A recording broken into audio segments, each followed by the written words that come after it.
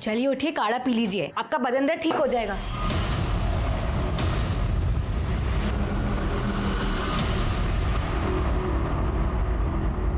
लो भाई, सामान ले आए। खड़ा धनिया नहीं मिला।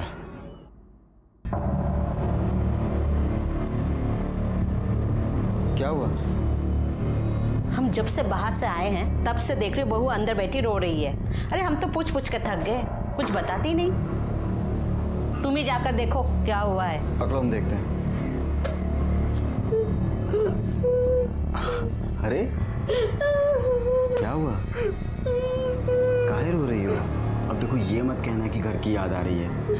तुमको पता था ना कि ये सब आसान नहीं होने वाला है। हमें पता था, पर हमें ये नहीं पता था कि तुम्हारा भाई हम पे जबरदस्ती करेगा। ऐसे कहाँ शर्मा रही हो? कभी देखी नहीं होगा। भैया छोड़िए हमें।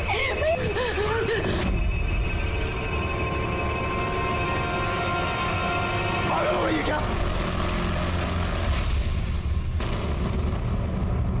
हमारा भाई हमारे लिए भगवान से भी बढ़कर है। उसके ऊपर इल्जाम लगा रही है तू। हम इल्जाम नहीं लगा रहे, हम सच बोल रहे हैं। झूठ बोल रही है। हम तो बीमार हैं, बाहर सो रहे थे। अच्छा, हम झूठ बोल रहे हैं? जब गंदा काम करने में शर्म नहीं आई तब मारने में काहे आ रही है?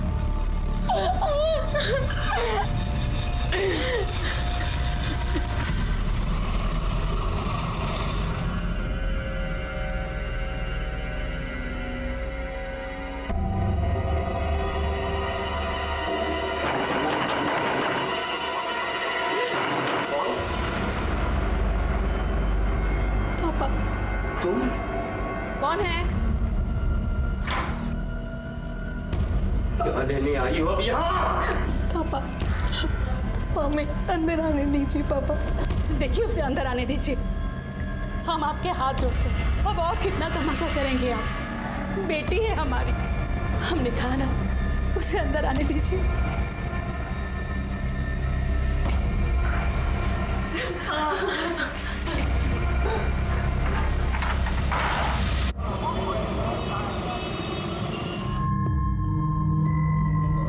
तुम्हें ऐसा बहू पर हाथ नहीं उठाना चाहिए था। हाँ, तुम सुनी ना वो क्या बोल रही थी? भैया प्लीज ले आओ ना भाभी को।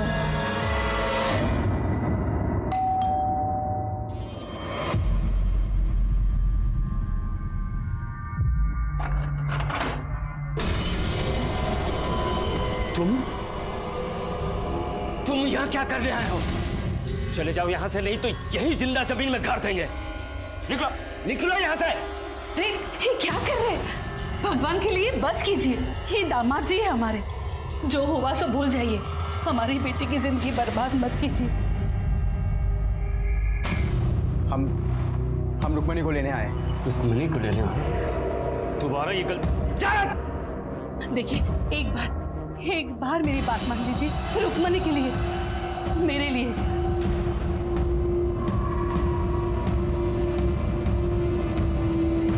अरे सुन, हम सब कुछ भूलने को तैयार हैं, लेकिन एक शर्त पर। हमारी बेटी को दोबारा मत रुलाना। उसकी आंखों में आंसू नहीं देख सकते। अरे माना कि हम दिल से कठोर है, लेकिन बाप है उसके। तुम क्या देख रही हो? अरे दामाद जी पहली बार आए हैं, कोई अच्छा खाना बनाओ।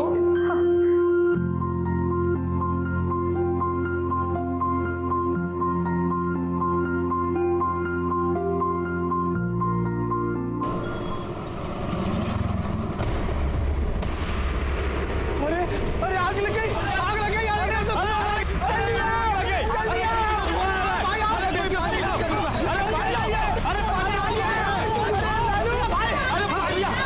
अरे हमारे बेटियों से भाग कमरे में आग लग।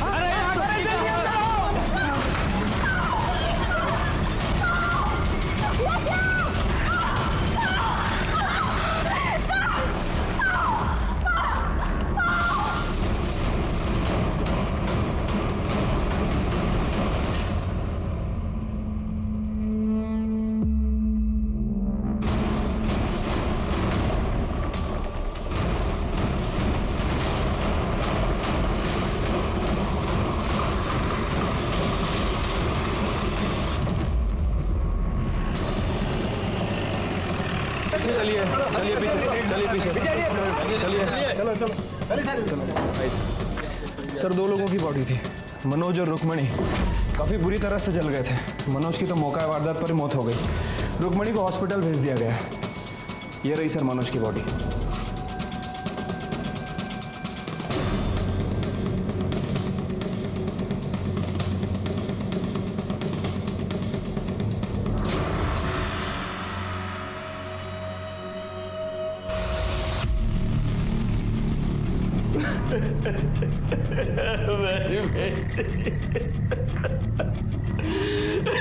मार डाला अपने जवाई को, ले लिया बदला? नहीं साहब, हमने कुछ नहीं किया। हमने तो उन्हें माफ भी कर दिया था। वो दोनों यहाँ क्या कर रहे थे? रुक्मिणी 1 दिन पहले यहाँ आई थी, तो शायद मनोज ने उसे थप्पड़ मार दिया था, तो वो चिढ़कर हमारे घर आ गई। और मनोज ने उसे थप्पड़ क्यों मारा था? हमें क्या पता था। रुक्मिणी की माँ ने भी उससे पूछा, लेकिन उसने कुछ नहीं बताया। हाँ, फिर कल शाम मनोज हमारे घर आया। मुझे गुस्सा तो बहुत आया, लेकिन मैंने सोचा कि चलो जाने दो, बात बढ़ाने से क्या फायदा, एक ही तो बेटी है। और यहाँ तक कि कल रात में हम लोगों ने साथ में खाना भी खाया था। हम सब बहुत खुश थे साहब। ये देखिए, कल रात में हम लोगों ने तस्वीर भी ली थी, लेकिन हमें क्या पता था कि ये सब। ये आग कैसे लगी? हमें नहीं पता साहब। हम तो रात में सो रहे थे, तभी रुक्मिणी के कमरे से चीखने की आवाज आई। फिर उसके कमरे से धुआं निकलने लगा। पड़ोसी आए और उन्होंने दरवाजा तोड़ा, और उसके बाद। सच बोल रहा हो? सच बोल रहा हूँ। और दिखाई नहीं दे रहा, क्योंकि मनोज से तो तुम बहुत नफरत करते थे। लग नहीं रहा सच बोल रहे हो। सच बताओ, क्या हुआ था, वरना जेल में डाल के सड़ा दूंगा। नहीं साहब, जब रात में हमारी नींद खुली तो रुक्मिणी के कमरे से लड़ने झगड़ने की आवाज आ रही थी। हमने सोचा कि चलो पति पत्नी का झगड़ा होगा, कल तक खत्म हो जाएगा। फिर हम बाथरूम चले गए। बाथरूम से जब वापस आ रहे थे तो देखा कि मनोज मिट्टी के तेल का डब्बा लेकर कमरे के अंदर जा रहा, और जाकर उसने दरवाजा बंद कर लिया। हमने दरवाजा खटखटाया, लेकिन उसने दरवाजा नहीं खोला। अभी कुछ सोच ही रहे थे, तभी रुक्मिणी के कमरे से चीखने चिल्लाने की आवाज आने लगी। हमने दरवाजे के छेद से झांक कर देखा तो मनोज रुक्मिणी को जला दिया था साहब। फिर हमने देखा कि मनोज को भी आग लग गई है। पड़ोसी आए, उन्होंने दरवाजा तोड़ा, लेकिन तब तक मनोज मर चुका था साहब। तुम्हारा भाई कहाँ है? वो अस्पताल गया साहब। बाकी लोगों के बयान लो, बॉडी को मॉर्ग में भेजो, मनोज के घर वालों को भी बुलाओ। ठीक है सर।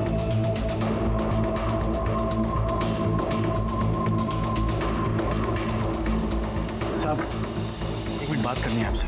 बोलिए। हमारा नाम सूरज है। हाँ। और ये हमारा बेटा गोपाल। हम बसेसर के बगल वाले घर में ही रहते हैं। इधर? हाँ। हमारा बेटा गोपाल आपको कुछ बताना चाहता है। हाँ बेटा, बताओ। सर, हमारी खिड़की से रुक्मणी दीदी का रूम दिखता है। कल रात देर तक हम जाग रहे थे, हमारी टेस्ट थी इसलिए हम पढ़ रहे थे, तो हमने सुना तो रुक्मणी दीदी किसी के साथ झगड़ रही थी। हमने देखा भी तो वो कोई आदमी था, उसने डब्बे से उनके ऊपर मिट्टी का तेल डाल दिया और गुस्से में उनको जला दिया, पर उन पे भी आग लग गई। वो तो किसने मारा था? वो मास्टर जी ने। इतने बुरी तरीके से? अगर तुम चाहो तो उनके खिलाफ कंप्लेन कर सकते हो, मैं कार्रवाई करूंगा। साहब, शिकायत की कोनो जरूरत नहीं। अब ये बच्चा है, गलती हो गई इससे। होमवर्क नहीं किया तो मार तो पड़ेगी। होमवर्क किया करो। हाँ? तो सर, इन लोगों के हिसाब से पति और पत्नी के बीच में झगड़ा हुआ। पति ने गुस्से में आकर पत्नी को जलाने की कोशिश की और खुद उस आग में जलकर मर गया, और अब पत्नी जिंदगी और मौत के बीच जंग लड़ रही है। अब इन लोगों ने जो रामायण सुनाई है उसके हिसाब से तो ऐसा ही लग रहा है। अब ये रुक्मणी ही कंफर्म कर सकती है कि इस कहानी का असली रावण कौन है।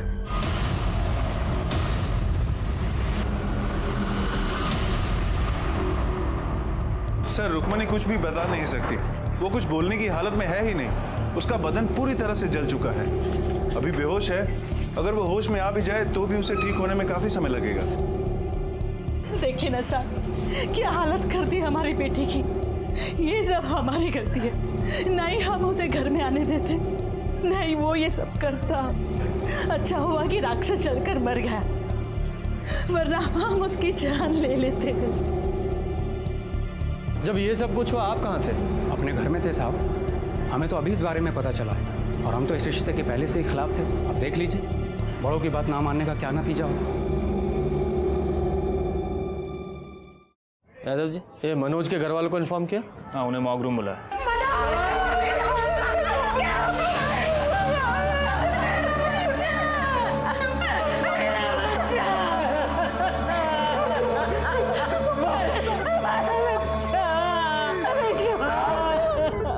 उस प्रोफेसर ने हमारे भाई को मारा साहब, छोड़िएगा मत साहब उसको। आप शांत हो जाइए। देखिए बॉडी में तो और कुछ बचा नहीं है, लेकिन हमें बॉडी में एक कड़ा मिला है। आप पहचानते हैं इसे? साहब ये कड़ा मनोज का साहब, उसके पिछले जन्मदिन पे हम उसको गिफ्ट में दिए थे साहब। साहब ये सब कुछ उस रुक्मिणी के बाप ने किया साहब। उसने हमारे भाई मनोज को मार डाला साहब।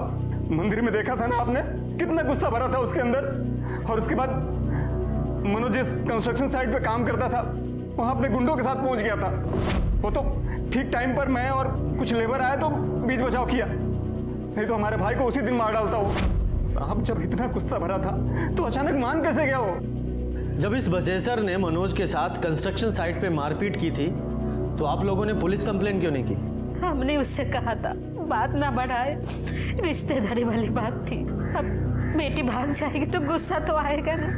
इतना गुस्सा कि हमारे बेटे की जान ही ले ली। ये रुक्मणी के घर वालों ने हमें बताया कि मनोज ने रुक्मणी के साथ कुछ मारपीट की थी और इसलिए वो अपने मायके आ गई थी। ये बता सकते हैं पति पत्नी में किस बात को लेकर झगड़ा हुआ था? साहब पति पत्नी तो लड़ते रहते हैं, कौन सी बड़ी बात है। और मनोज थोड़ा गुस्से वाला था और रुक्मणी बहुत जल्दी चिढ़ जाती थी। बात क्या हुई थी साहब हमें कुछ नहीं पता। हमें बिन बताए उसने गुस्से में अपने मैके जाके बैठ गई साहब। हमने मनोज से कहा था उसे मना ले आए साहब, हमें क्या पता था। हम खुद ही मेरे बेटे को मौत के मुंह में भेज रहे।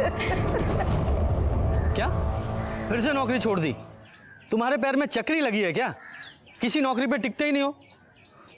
तुम उसकी छोड़ो, वो मैं देख लूंगा। हाँ बाद में बात करता हूँ। मेरे छोटे भाई को ना पहले मेरी शादी करनी है फिर नौकरी करनी है। सही तो कह रहा है सर। अच्छा तुम भी उसी का साथ दोगे? अपडेट बताओ। सर ये मनोज की पीएम रिपोर्ट है सर। बॉडी 80% जली हुई थी सर, और बॉडी पे कहीं भी कोई एक्सटर्नल इंजरीज और ट्रॉमा के निशान नहीं है। यादव जी, ये मनोज के घर वालों का कहना है कि मनोज काफ़ी गुस्से वाला था जी, और ये रुक्मणी ये भी काफ़ी शॉर्ट टेम्पर्ड थी।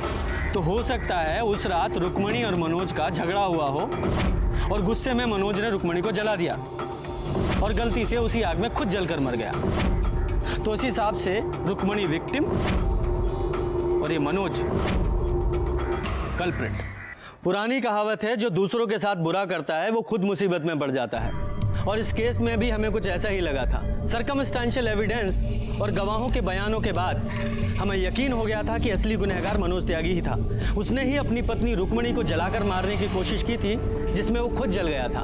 डॉक्टर्स ने हमें बताया कि रुक्मणी की हालत को ठीक होने में कम से कम 2 महीने लगेंगे, उसके बाद ही हम उसका बयान ले पाएंगे। अपनी जांच पूरी करते हुए हमने रुक्मणी का डीएनए उसके पिता बसेसर से और मनोज का डीएनए उसकी माँ कविता से मिलाया, जो मैच हो गया। लेकिन तभी इस केस में हमारे सामने कुछ ऐसा आया जिसने हमारे होश उड़ा दिए।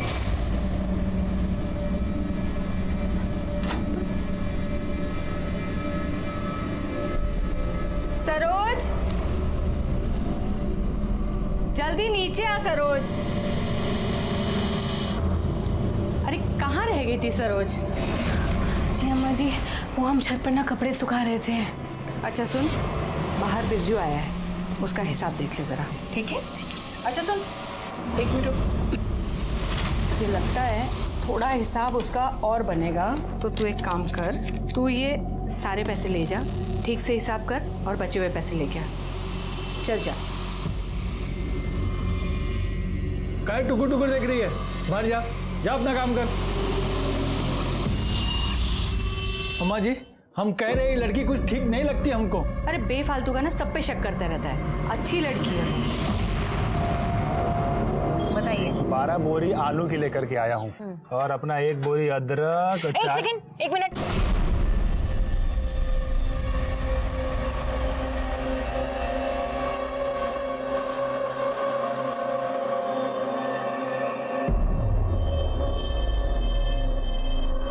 क्या ये काहे ऐसे बत्तीसी दिखा रहे हो हमें? हाँ, ये लो, काम करो, काम पे ध्यान दो।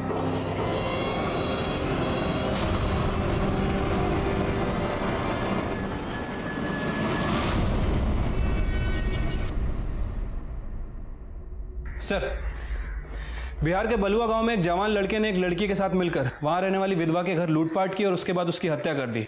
सर, उसका नाम दुर्गा देवी था, 65 साल की थी और काफ़ी अमीर थी। बाकी की फैमिली दिल्ली में रहती है। और सर, ये दोनों कल्पिट बिरजू और सरोज उसी के घर काम करते थे। सर, बिहार पुलिस ने बताया कि वो दोनों कल्पिट मुगल सराय की तरफ आए हैं। सारी डिटेल सर्कुलेट करवा दीजिए। हाँ सर, लेकिन एक बार फोटो तो देख लीजिए। ऐसा क्या है फोटो में?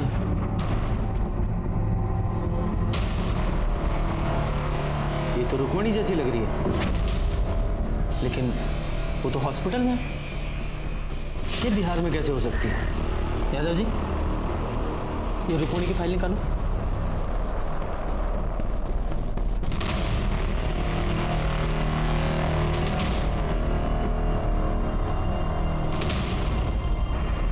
देखिए सर, दोनों के हाथों पर बिल्कुल सेम जगह ही टैटू है। हाँ, लेकिन इस फोटो में टैटू थोड़ा क्लियर नहीं है, लेकिन है एक ही जगह पर। Good job Yadav ji. अब इस रुक्मणी से मिलने का वक्त आ गया है। चलो।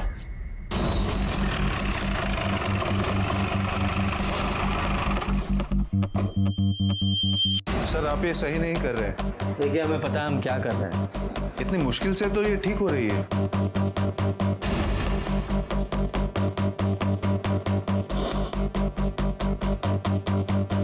देखिए, मैंने पहले ही कहा था, अगर यहाँ पे कोई टैटू होता तो बुरी तरह से जल चुका होगा। डॉक्टर साहब, क्या कोई और तरीका नहीं है जिससे ये पता लग जाए कि पहले यहाँ टैटू था या नहीं?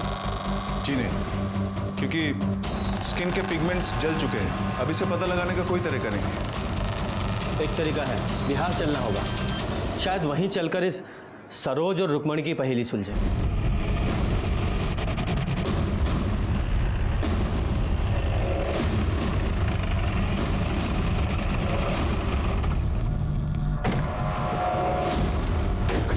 यही घर है सर,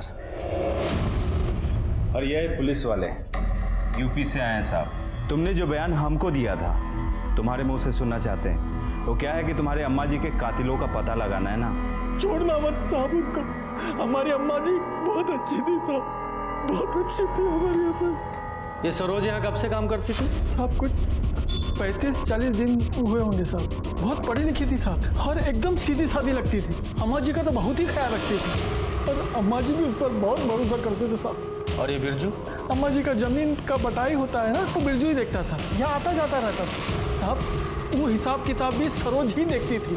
जी सर, यहाँ पे काम करने वाले लोगों का कहना है कि सरोज और बिरजू बहुत घुल मिल गए थे। हाँ साहब, हम देखे थे, बिरजू और सरोज में बहुत नजदीकियाँ हो गई थी। अगर तुम्हें हमारी जरूरत है तो सीधे सीधे कह क्यों नहीं देते? साहब, वो जो सरोज थी ना, वो हमेशा डरी डरी रहती थी। डरी डरी मतलब? डरने की वजह तो पता नहीं, लेकिन हमेशा उसके दिमाग में कुछ ना कुछ तो चलता रहता था साहब। ये सरोज कहाँ की रहने वाली थी? पता नहीं साहब। पता नहीं? तो फिर मिली कहाँ?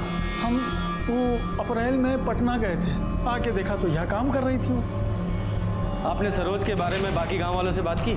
जी सर, लेकिन किसी को भी नहीं पता है कि वो कहाँ से आई थी और यहाँ तक कैसे पहुँची।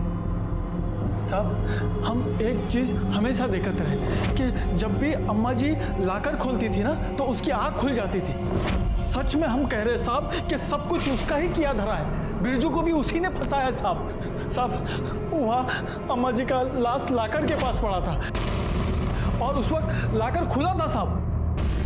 सर, फ्लावर वॉश को वेपन की तरह यूज किया गया था, जिसे हमने फॉरेंसिक में जमा करा दिया है। ये सरोज के पास कोई मोबाइल था? नहीं साहब, नहीं था। ये अम्मा और बिरजू के पास तो होगा। हाँ, उनके पास था साहब। सर बिरजू अपना मोबाइल एक मजदूर को देके गया था, जिसमें मोबाइल डेटा इरेज था और कोई सिम भी नहीं था। सर हमने अम्मा जी और बिरजू की मोबाइल की CDR रिपोर्ट और मोबाइल लोकेशन दोनों मंगवाई, जल्दी ही मिल जाएगी। गुड। सर बिरजू के मोबाइल लोकेशन और मोबाइल डिटेल्स में कुछ भी सस्पिशियस नहीं है, लेकिन सर ये अम्मा जी नटवा गांव में भीमा के कांटेक्ट में थी। ये भीमा कौन है? हिस्ट्री शीटर है सर। ह्यूमन ट्रैफिकिंग के केस में कई बार पकड़ा गया, पर हमेशा बेल पे छूट जाता है। लेकिन सर मेरी समझ में ये नहीं आ रहा है कि दुर्गा देवी उससे बात क्यों करती थी। वो भी पता चल जाएगा।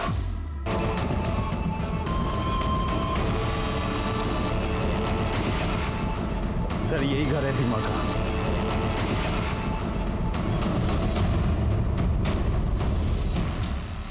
यहाँ तो ताला लगा है। कैसे पता लगाएं सर, कहाँ गया होगा?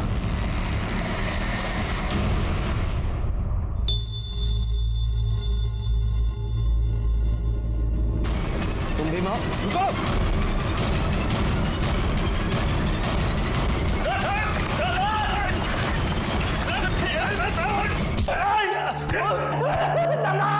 आपको कुछ नहीं पता, आपको कुछ नहीं पता साहब, छोड़ दीजिए। रुको। कितना मारते हो तुम लोग? बहुत लगा? जी साहब। अच्छा पानी पियोगे? हाँ साहब। ठीक है पिलाते हैं, पर पहले सच बताओ, सरोज को तो जानते हो? कौन है, कहाँ से आई थी, सारी डिटेल्स बताओ उसकी। साहब हम कसम खा के कहते हैं, हमको नहीं पता साहब। अम्मा ना सच बोलती थी, ये लातों के भूत बातों से नहीं मानते। तुम लोग ना अपने तरीके से पूछ लो, मुझे तो ये कुछ बताएगा नहीं। साहब रुकिए साहब, बताते साहब, बताते। बताओ। सब वो दरअसल वो राम लखन आदमी का फोन आया था हमारे पास। वो हमको बोला कि उसके पास एक 19 साल की एक लड़की है जो बहुत ही खूबसूरत है, उसका हाथ पैर भी ठीक ठाक है।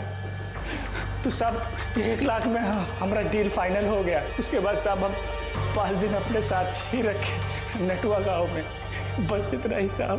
फिर 5 दिन बाद क्या किया? वो अम्मा जी को बेच दिए थे 1.5 लाख रुपए में। ये राम लखन का जो फोन आया था मोबाइल से आया था? जी। यादव जी सर उस नंबर को ट्रेस करो। कहाँ का रहने वाला है ये? जी यूपी। तो लड़की को तुमने यूपी से उठाया? साहब ये तो हमको पता नहीं है, लेकिन यूपी और बिहार का जो बॉर्डर है ना, वहीं पर लेन देन हुआ था। कब हुआ था? 11 अप्रैल रात को हुआ था। मतलब जिस रात रुक्मणी और मनोज को चलाया गया। ठीक है, very good sir. Ram Lakhan का फोन ट्रेस हो गया है सर। ये राम लखन और कोई नहीं बल्कि बसेसर दुबई है, रुक्मणी का पिता। क्या? तो क्या ये सरोज और रुक्मणी दोनों एक ही हैं? अगर ये सरोज रुक्मणी है तो फिर वो लड़की कौन है जो हॉस्पिटल में है? या फिर दोनों जुड़वा बहनें हैं? सर जो लड़की हॉस्पिटल में है उसका DNA बसेसर दुबे के DNA से मैच भी हुआ था। बड़ी उलझी हुई पहेली है।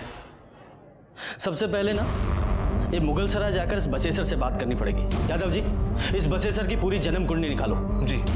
और सिन्हा साहब सर जितने भी टोल नाका हैं सबकी CCTV फुटेज निकालो। इस सरोज का मिलना बहुत जरूरी है। और वो बिरजू, उसके मोबाइल में उसका सिम नहीं था, हो सकता है उसने दूसरे मोबाइल में सिम डालकर एक्टिवेट किया हो। पता करने की कोशिश करो, इन दोनों का मिलना बहुत जरूरी है। जी सर।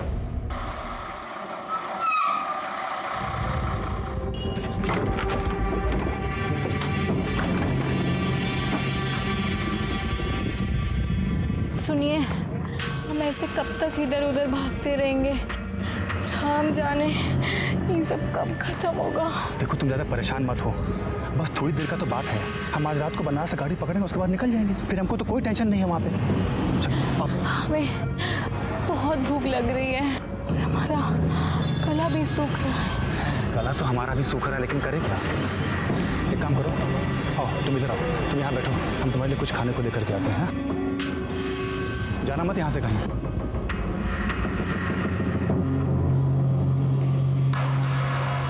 सर बसेसर के बारे में एक इन्फॉर्मेशन मिली है। क्या? बसेसर की पहले भी एक शादी हुई थी किसी दुलारी नाम की औरत के साथ। उससे एक बेटी भी है, महुआ रुक्मिणी से 2 साल बड़ी है। ये महुआ की कोई फोटो मिली? नहीं सर। ये दुलारी और महुआ कहाँ है अभी?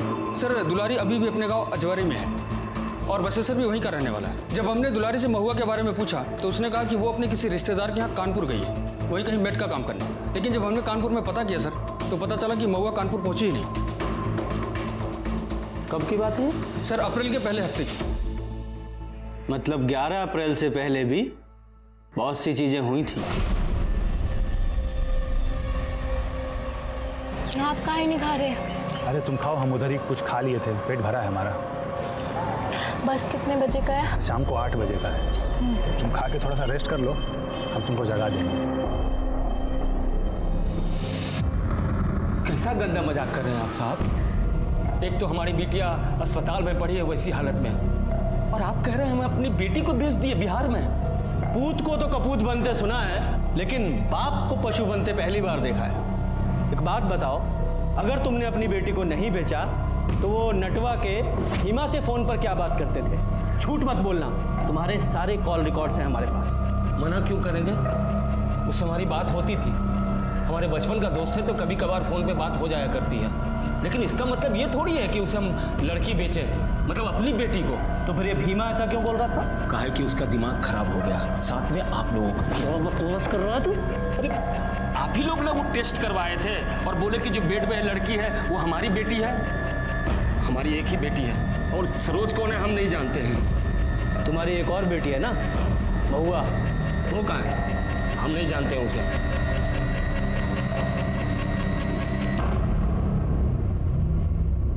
ठीक है, जाओ।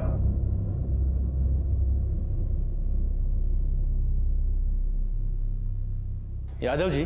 सर ये बहुत कुछ उलझा हुआ सा है और इसे सुलझाने के लिए इसकी तह तक जाना पड़ेगा। एक काम करो, सबके फ़ोन सर्विलेंस पे डालो, इस मनोज की फैमिली के भी। ठीक है सर। वैसे सर अब क्या करें, हमने सीना से भी बात की है, उसे भी अभी तक कुछ पता नहीं चला है। महुआ, सरोज, रुक्मणी सब बहुत उलझा हुआ है। अगर ये माने कि ये सरोज ही रुक्मणी है तो फिर ये हॉस्पिटल में जो लड़की है वो कौन है? महुआ?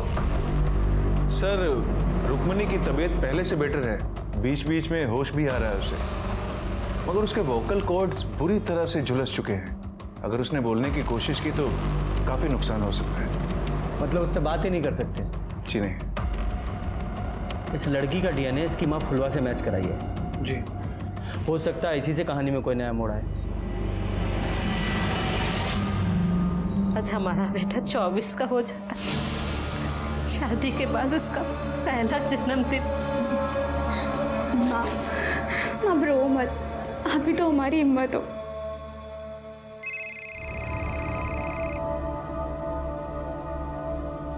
हेलो सर, अभी भी मनोज की बहन नीला को किसी ने फोन किया सर। ये सुनिए सर।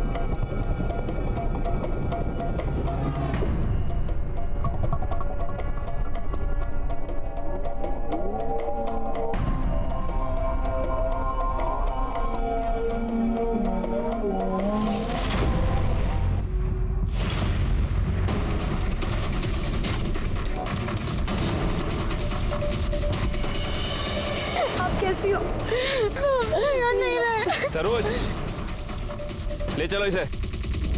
सरोज या रुक्मणी बुलाऊं तुम्हें? कौन हो तुम? सरोज या रुक्मणी, या रुक्मणी की कोई जुड़वा बहन? नहीं साहब, हम रुक्मणी ही हैं। सबने बहुत कोशिश की कि हम भूल जाए कि हम रुक्मणी नहीं हैं, लेकिन साहब हम रुक्मणी ही हैं। उस रात तुम्हारी मनोज से लड़ाई किस बात पर हुई थी? नहीं साहब, हम दोनों की तो कोई लड़ाई नहीं हुई थी। हम दोनों के बीच तो सब कुछ ठीक था। हम दोनों ने खाना खाया, उसके बाद हम सोने चले गए। फिर अचानक से आधी रात में किसी ने हमें कुछ सुंघाया और हम बेहोश हो गए। हमने भागने की कोशिश की, लेकिन कहाँ भाग रही है? कहाँ भाग रही है? नहीं, समझ नहीं आता तुमको? तुम ऐसे नहीं समझ, रुको, समझाते हैं तुम। हमारे साथ रेप किया और 5वें दिन। एक बात सुन लो, हम तुमको ना अम्मा के पास भेज दिए। हाँ, भेज दिए हैं तुमको। अब से तुम्हारा नाम सरोज है। सरोज, रुक्मणी नाम को भूल जाओ। और अगर तुमने भागने का कोशिश किया ना, तो पता क्या होगा?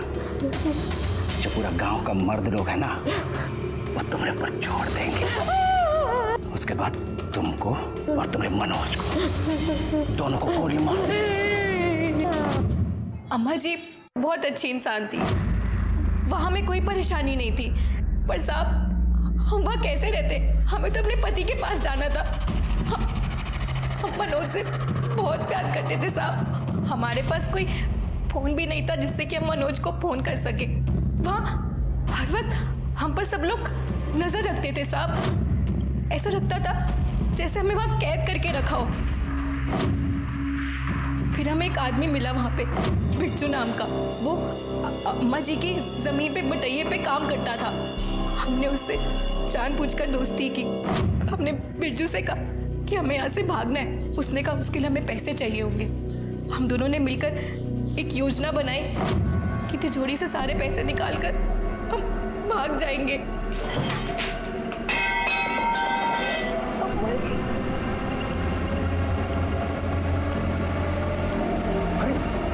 अच्छा, पैसा कहाँ है इसमें?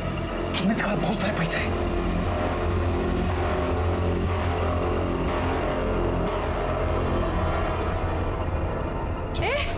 बिरजू, क्या कर रहे हो यहाँ पे? सरोज? नहीं अम्मा जी। चोरी कर रहे हो? नहीं नहीं अम्मा, वो सफाई कर रहे चल क्या रहा है यहाँ पे?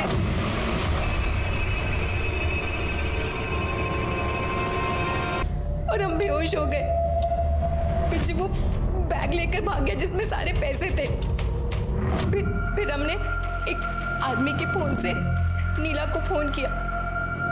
उससे पहले हमने कई बार मनोज को भी फोन किया था, लेकिन उसका फोन बंद था।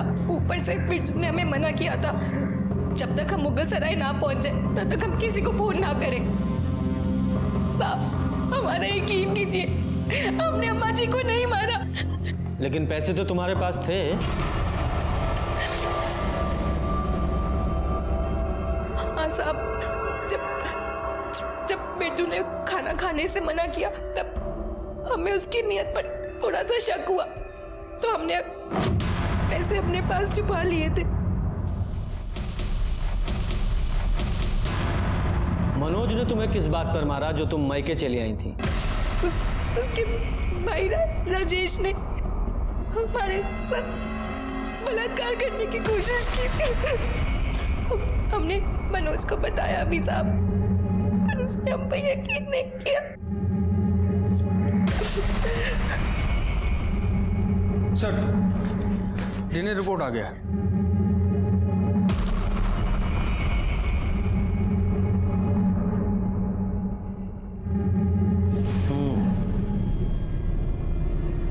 मुझे तो उसी दिन उस बसेसर के पड़ोसी सूरज पर शक हुआ था।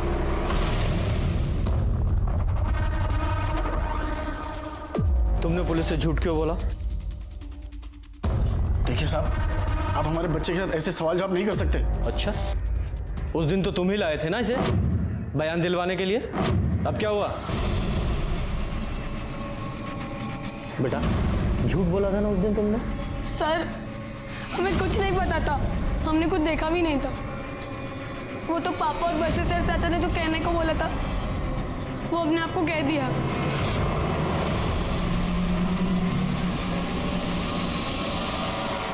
हमने तो मना भी किया था, इन्होंने हमें छड़ी से मारा था।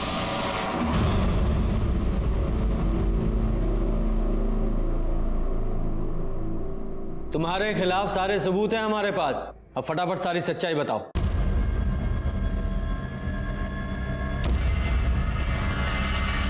रुक्मिणी ने मनोज से शादी करके हमारा बहुत खून जलाया था। हम उससे बहुत गुस्सा थे। हमने सोचा था कि उसे भीमा के हाथों बेच देंगे, लेकिन जब सोच ही रहे थे तो वो अपने ससुराल से लड़ झगड़ कर खुद ब खुद हमारे घर आ गई और उसके पीछे पीछे मनोज भी आ गया। हमने बेहोशी की दवा सुंघाकर उसे बेहोश कर दिया। फिर हमारे भाई ने उसे घर के बाहर ले जाकर बेच दिया। फिर हमने मनोज को वहीं जला दिया और ऐसा नाटक किया कि ये सब मनोज का किया धरा। मतलब महुआ को रुक्मणी की जगह रखकर जला दिया। क्या करते, दुलारी ने उसे कानपुर भेजा था और वो हमारे पास आ गई। 4 साल की थी जब उसे छोड़ कर आए थे, लेकिन उसको तो हमारे घर पर ही रहना था। इतनी सुंदर भी नहीं थी कि कहीं शादी कर देते या बेच देते। उसे अपने भाई के घर रखा। जिस रात हमने रुक्मिणी को बेचा तो हमने सोचा क्यों नहीं महुआ को रुक्मिणी बनाकर इससे भी पीछा छुड़ा लिया जाए। इसलिए उसे बेहोश कर मनोज के साथ जला दिया, लेकिन वो बच गई। शर्म आती है तुम्हारे जैसे इंसान को पिता कहते हुए। अपने स्वार्थ और अहंकार के लिए अपनी 2 बेटियों की जिंदगी बर्बाद कर दी। रुक्मणी ने अपने परिवार से लड़कर मनोज से शादी की थी और मनोज के भाई राजेश ने रुक्मणी को मोलेस्ट करने की कोशिश की थी। राजेश से जब हमने इसके बारे में पूछा तो उसने पहले तो इनकार किया, लेकिन कड़ाई से पूछताछ करने पर उसने स्वीकार किया कि हाँ, उसने रुक्मणी को मोलेस्ट किया था। कुछ दिनों बाद सिन्हा ने बिहार में बिरजू को पकड़ लिया और बिरजू ने कबूल किया कि उसने ही दुर्गा देवी का खून किया था। क्या मनोज को दस्तक नहीं मिली थी कि जो बसेसर रुक्मणी और उसके खून का प्यासा था वो अचानक ही बदल कैसे गया? अगर मनोज ने इस दस्तक को पहचान लिया होता तो ये सब कुछ नहीं होता। इसी के साथ मैं सीनियर इंस्पेक्टर रंजीत ठाकुर आपसे विदा लेता हूं। फिर मिलेंगे। सतर्क रहिए और देखते रहिए क्राइम।